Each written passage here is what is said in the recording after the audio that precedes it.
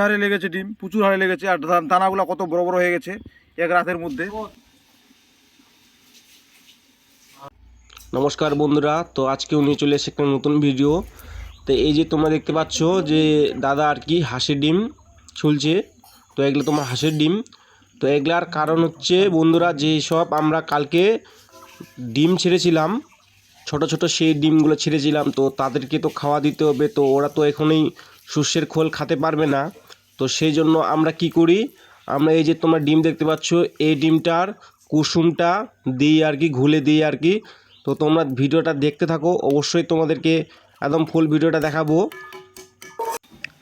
আর এই যে ডিমের কুসুমটা, শুধুমাত্র আমরা ডিমের কুসুমটা নিব। আর এগুলা তোমরা চাইলে বাড়িতেও খেতে পারো। আর এই যে আমার ভাস্তা আর কি উঠে উঠে খাচ্ছে, এই যে ভাস্তা খাচ্ছে ওই।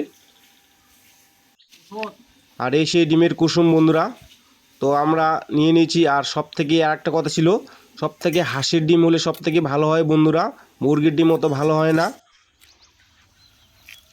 তো বন্ধুরা, আজকে আমরা চলে এসেছি এই পুকুরটাতে, আমরা ডিম ফেলেছিলাম। তো আজকে আমরা খাবার দিতে এসেছি।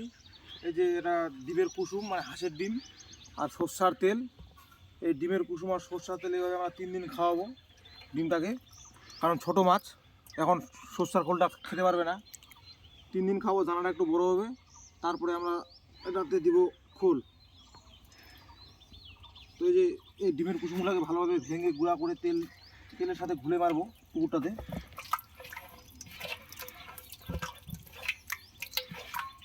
এই যে দেখতে পাচ্ছ ডিমের কুসুম ভাঙা হচ্ছে ডিমটাকে ভালোভাবে হাঁড়িতে করে।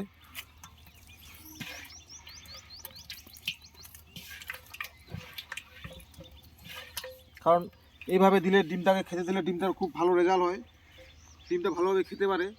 আর ডাইরেক্ট সর্ষার খোল দিলে সর্ষার খোলটা নিতে পারে না, কারণ দানাটা বড় একটু সর্ষার খোলের। আর ডিমের প্রোটিনে খুব হাই প্রোটিন, ছোটো মাছের প্রোটিন এমনিতে খুব দরকার। যেমন এখন ছোটো বাচ্চা হলে প্রথমত সঙ্গে সঙ্গে ডাক্তাররা বলে যে D3 খাওয়াতে, ওই সেম D3-র মতো এটাও কাজ করবে। ধরুন এটা একটা D3 মানে প্রোটিনযুক্ত খাবার।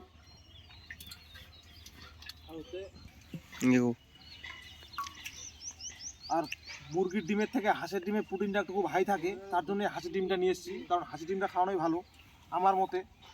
আপনারা এভাবে ট্রাই করতে পারেন। ডিম ছাড়ার পর মোটামুটি 2 থেকে 3 দিন এরকম যদি খাওয়ান, তারপরে সর্ষার খোল দিলে মাছটার রেজাল্টটা ভালো হয়। তো এই পুকুরটাতে আমরা এখন এটা ভালোভাবে ছিটিয়ে দিব চারিদিকে।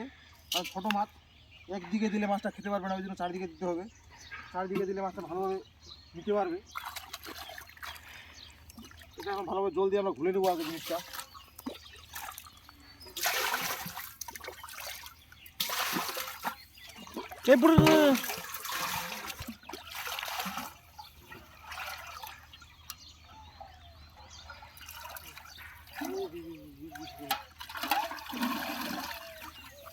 এই যেটা যদি ছড়িয়ে দেওয়া যায়, এই যে দেখতে পাচ্ছ দানা দানা হয়ে যাচ্ছে জলের মধ্যে। এই যে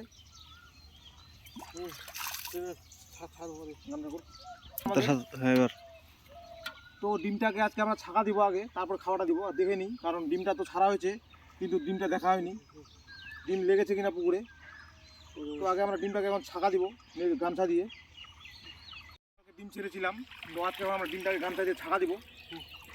দেখবো যে ডিমটা লেগেছে কিনা আমাদের পুকুরে, তারপরে খাওয়াটা ছিটিয়ে দিব চারিদিকে। এটা আমাদের ছোট্ট পুকুর, 1 বিঘার পুকুর, বেশি না।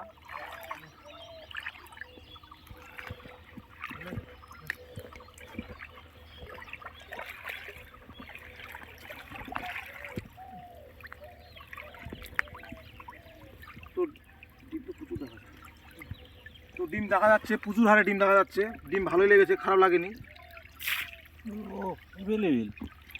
এই যে বন্ধুরা দেখতে পাচ্ছ ডিম হারে লেগেছে, ডিম প্রচুর হারে লেগেছে। আর দানাগুলো কত বড় বড় হয়ে গেছে এক রাতের মধ্যে। এই যে দেখতে পাচ্ছ ডিমের কোয়ালিটি।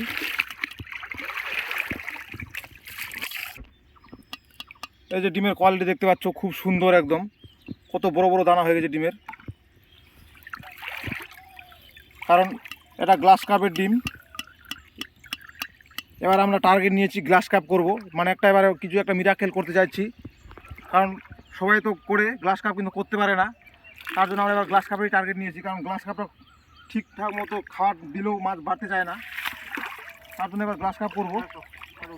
তো আরেকবার ছাকা দিব, কারণ একবার দিলাম মাছ ভালো দেখা যাচ্ছে, এবং এদিকে একবার ছাকা দিই দিদি।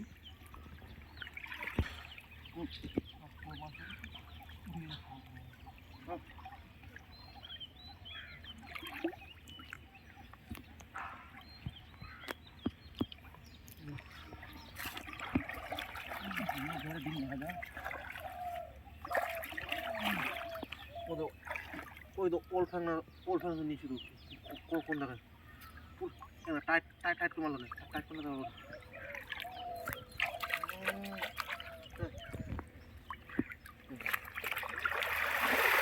এই যে বন্ধুরা দেখো কি হারে ডিম লেগেছে, কারণ এইটুকু জায়গার মধ্যে ছাকা দিচ্ছি তো এরকম ডিম উঠছে, তার মানে চারিদিকে পুকুরটাতে কত ডিম আছে, কত লাখ লাখ মাছ আছে এখানটায়।